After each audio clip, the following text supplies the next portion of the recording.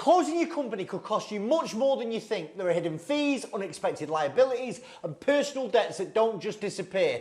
Now, too many directors go into insolvency thinking that it's a one-time fee, and then bang, they are hit with extra costs that they were never told about. If you don't understand the true cost of everything when you're closing your company up front, you could be forced to repay thousands, and in some cases, even lose your home. I have seen directors pay $4,000 for a liquidation, thinking that was the end of it. After I've told them it won't be, they've gone with someone else, and then the liquidator is demanding tens of thousands of pounds back from that director for things like overdrawn directors' loan accounts. Now, in this video, I am going to break down exactly what it costs to close a company, the hidden fees that nobody tells you about, and how to avoid getting caught out. So stay until the very end, because what you don't know could cost you everything. Chris Worden, Director First, thanks for joining the channel. So, there are a number of ways to close a limited company down. Let's talk about the easy one, dissolution, striking a company off, okay? It costs 33 quid online and 44 quid by post, okay? It's a company's house fee, right? But it really only applies to companies with no debts. So if you've got no debts, you're dormant, you've set a company up, you're never really going to use it, the easiest way for you to close that company is to go onto Companies House and file a DS-01 form, right? If you're going to do this with a bounce back loan, it's going to get rejected. You cannot strike a company off that has taken a bounce back loan, certainly not in February 2025, okay? If you do owe creditors money, excluding that bounce back loan, and you're trying to strike the company off, you must write to the creditors to tell them that you're planning on striking the company off, and sort of invite the creditors to wind me up. So let me give you an example. You owe HMRC 15 grand. You write to HMRC and say, Mr. Mrs. HMRC, my company stopped trading, I have no cash and no assets, assuming you don't. I'm going to try and strike the company off at Companies House. Here's the copy of the DS-01 form. But if you want to, by all means, you can pay to liquidate my business. And generally speaking, the HMRC will look at it and go, it's not worth taking action against this company. They'll allow it to get struck off the register. Okay? Another way to close a company and the associated cost is a member's voluntary liquidation, MVL for short. They start at about $4,000, okay? And it's for a solvent company, so someone who can basically pay all the debts when they fall due, and they've got probably at least 30 grand of cash left when everyone's paid, okay? And this for me is the most tax efficient way of closing that business. There are potential tax benefits. It used to be called Entrepreneurs Relief. It's now called Business Asset Disposal Relief, okay? Another way of closing a company is a compulsory liquidation. And that is where a creditor, someone you owe money to, has tried to get their money back off you, but they've not got it. And eventually they're going to wind your business up. A winding up petition will be presented. HMRC are the largest petitioner of these processes. So if you're sort of getting up to, I don't know, say 70, 80, 90, 100 grand upwards, and you're not paying HMRC, and you've got no time to pay in place, or you've got a time to pay in place and it's failed, the next thing you're going to hear off them at some stage is a winding up petition, okay? Now, a winding up petition won't cost you any money up front, right? And literally, if you've got no hope of paying a liquidator, you need to get it through insolvency, then actually a winding up petition might be the best thing that you can hope for. But please be warned, in a compulsory liquidation, your creditor will pay to liquidate the business, but you lose all control over the process, okay? The official receiver will get the job, or it will appoint another liquidator who will be hostile. The first thing you're going to get aimed at you is you've not behaved properly as a director. Because as a responsible director, when your business has become insolvent, you can't afford to pay your debts when they fall due. It's really down to you to find an insolvency practitioner to put the business into voluntary liquidation. So I think a compulsory liquidation, it might not cost you up front, but it's going to cost you in the long run. It's going to cost you your credibility. If there's directors' loan accounts, the official receiver will look to recover all their money back. Okay? Now, what most of you are watching this channel for is creditors' voluntary liquidations. That's a voluntary liquidation for sure, okay? In February 2025, people are going to want about £5,000 to liquidate a small company and that. But that can be a lot higher depending on the complexity. Now let's just say you owe HMRC, you've got a few suppliers, I think you're going to be quoted £5,000 for that. If you've got redundancies that need to be made, that might go up to £5,500, £6,000. If you've got hundreds and hundreds of creditors, it could be tens of thousands of pounds it costs you to liquidate your company. The key thing is when you're speaking to somebody, have an upfront conversation about what it's going to cost, okay? Now that's your headline figures. I hate it when I get an inquiry and I'm trying to fact find, right? I want to know what's going on for you. I want to know all the debts. I want to know what assets we've got in the business. I want to know where the pressure's coming from. I want to understand the story as to how you have got to the point of picking up the phone to a funny looking bold chap from Preston to discuss company closure. Because if I can understand what's going on for you and I understand the full picture, I can make recommendations. Do not ring me and go, Chris, I don't want to talk. I want to know the cost to liquidate because I can't bloody tell you. And you're the idiot, yes, strong words, who's going to get huge problems down the line. If you are leading into an insolvency practitioner going, what does it cost to liquidate my business? And you're not letting them find out, then more fool you, okay? Because there are additional costs, right? There are loads of additional costs that can increase, okay? So let's think about this. Let's say you're going to liquidate a business, but you want to buy some of the assets, okay?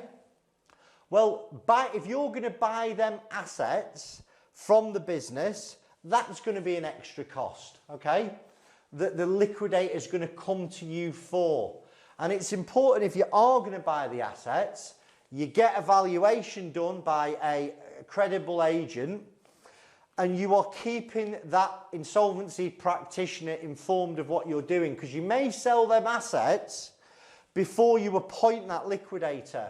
Now that's okay as long as you've paid fair market value for it. Because if you've nicked the assets cheap or you've got a dodgy valuation or you've done it on a Word doc or worse on a fag packet, that insolvency practitioner, once they're appointed and they're investigating, they're going to go, you've sold that too cheap, I'm going to reverse that and I either want it back or I'm going to come and sue you for the difference, okay?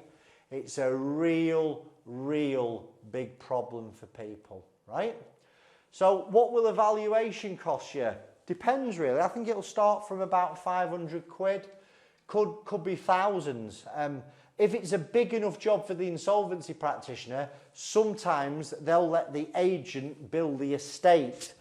But for smaller liquidations, it's probably going to be a cost that you're going to have to bear. So I'd work out about, I don't know, perhaps 500 quid to start off with, okay? Maybe another cost that you're going to have to factor in is having a final set of accounts done. And where this might be important for you, let me just have a glass of water. Big glass.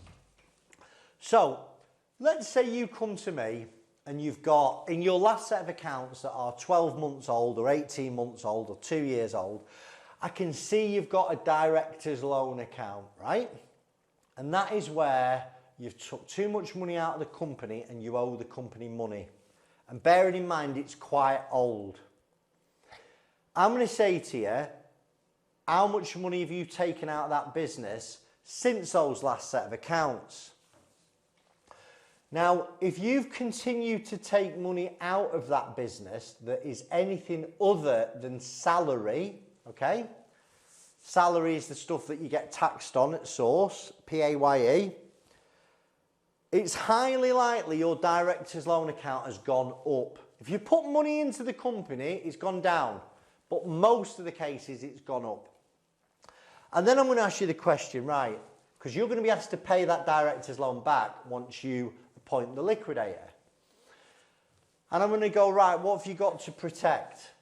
And it's an uncomfortable question, personal question, because I need to know about your assets. Now, if you tell me, Chris, I haven't got a pot to you-know-what in or a window to throw it out of, although it'd be nice to have some final set of accounts, it's not a necessity. Because your director's loan account could have gone up, but a liquidator is not going to be able to make a recovery from you because you have no personal assets.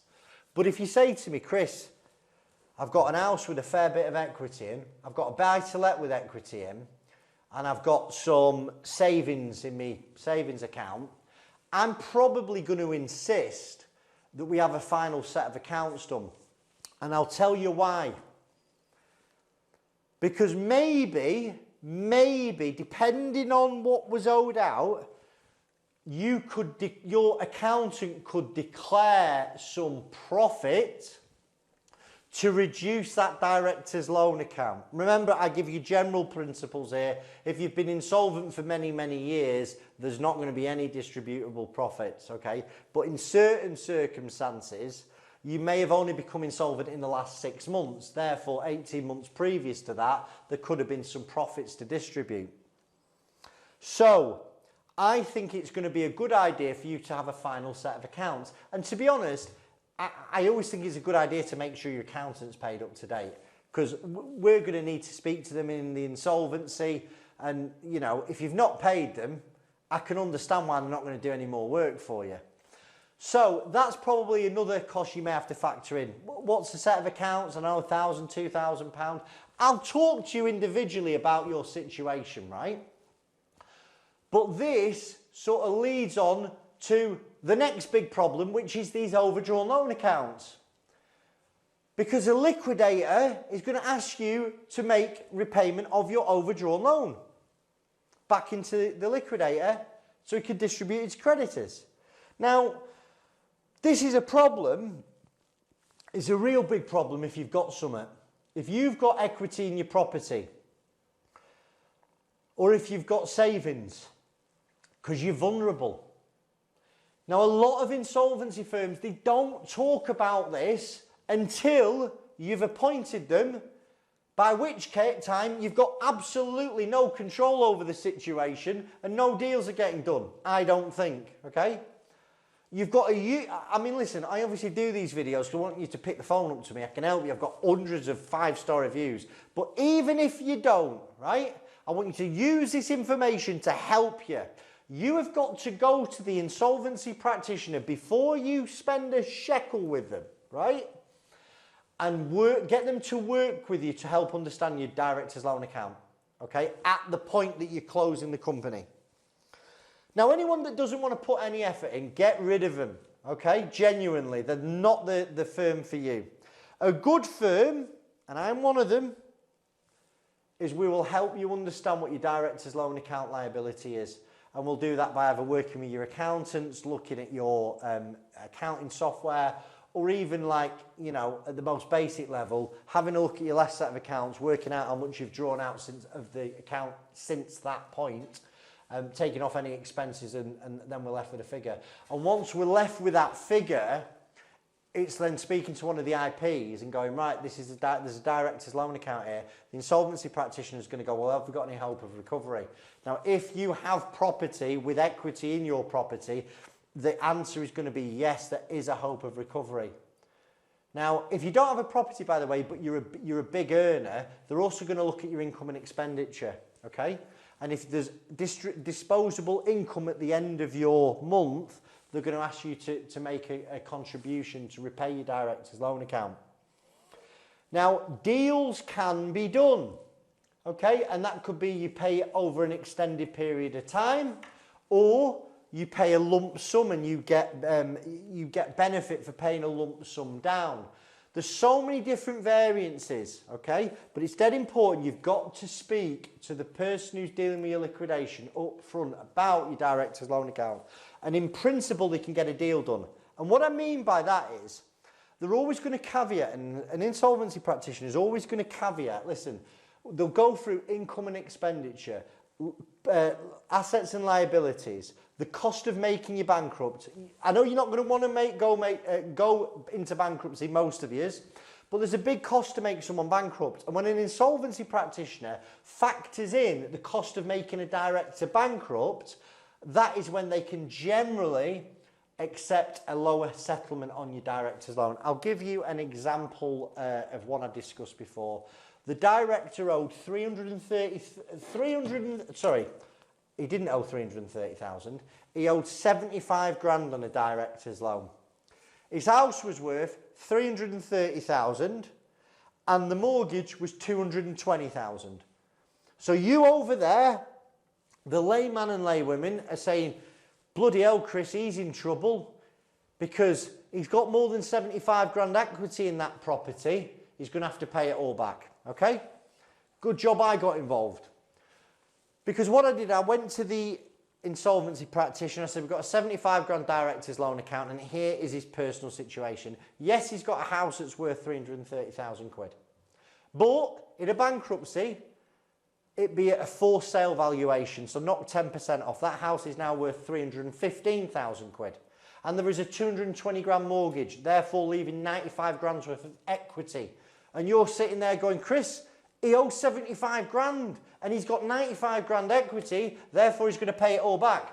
No, because the guy's married and his wife has nothing to do with the company. Therefore, an insolvency practitioner cannot touch her share of the equity. Furthermore to that, when you're selling a property in bankruptcy, there is a cost to sell the house and there is a cost to do the legal fees. So let's knock another 7 grand off. So coming into the bankruptcy is his share of equity, which is 43,000 quid. It was just under 44,000 quid. And you're thinking, oh God, Chris, 44,000 quid, this is going to cost him. No, it's not. Because then we factor into all the other costs of making someone bankrupt. And they are a couple of grand for the bankruptcy petition. They are official receivers cost set at 6 grand plus VAT. So that's 7,200 quid. There is a trustee in bankruptcy cost of 15% of realisation. So all realisations made, 15% goes to the trustee in bankruptcy. And then there is the solicitor's costs. That could easily be 20 grand. Easily 20 grand. So, okay, they've got £43,000 worth of equity, but there could be 38 grand's worth of costs swallowed up in a heartbeat, and that is not including the cost to make the insolvency practitioner doing the work on it as well. And this guy had about 15 grand's worth of personal debt as well.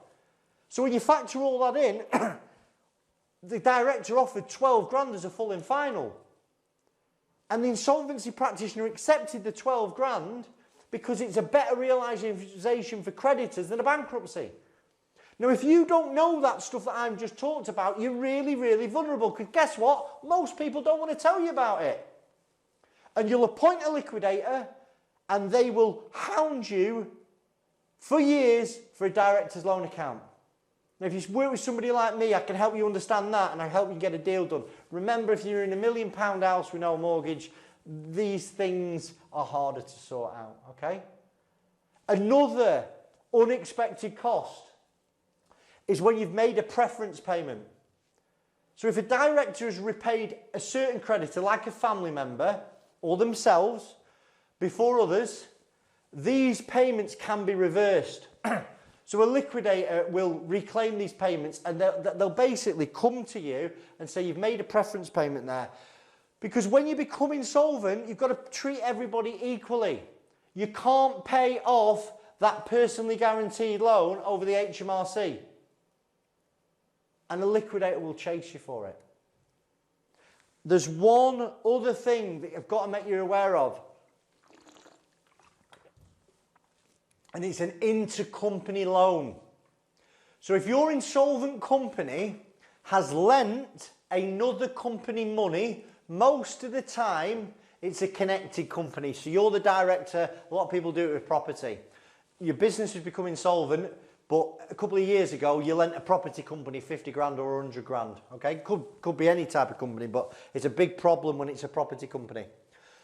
And again, a liquidator will see this on a balance sheet, right? So again, this conversation needs to be had up front because a liquidator has got to pursue the intercompany debt like any other creditor.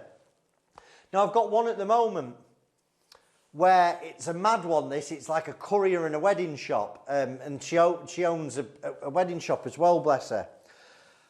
And the wedding shop has ended up owing the courier like quite a significant amount of money.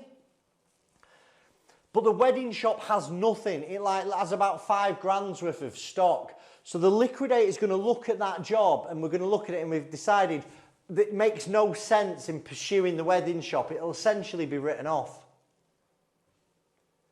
But I've seen it before where people haven't used me, they've gone to another firm, and they've gone into liquidation and it's never been discussed, this intercompany loan. And then once they're in liquidation, that liquidator, quite rightfully, is chasing the connected company to pay the money back. And what really should have happened is a conversation should have happened up front so they were aware of it. And much like a director's loan account, an intercompany loan you can get a deal done with it, and there can be terms to repay the intercompany loan. But it's dependent on the strength of the company that owes the money. Where it's a problem is when it's a property company. And that property has lots of equity on the balance sheet. Because if you've got lots of equity in your property company and your property company owes the insolvent company some money, that liquidator can get the money off the property company or any other company that's got a healthy balance sheet. And if you don't repay the money on demand to the liquidator or come to agreeable terms, they'll just wind up that other company and a house of cards will start to fall down. So again, intercompany loans, you've got to be made aware of it. Really, really serious.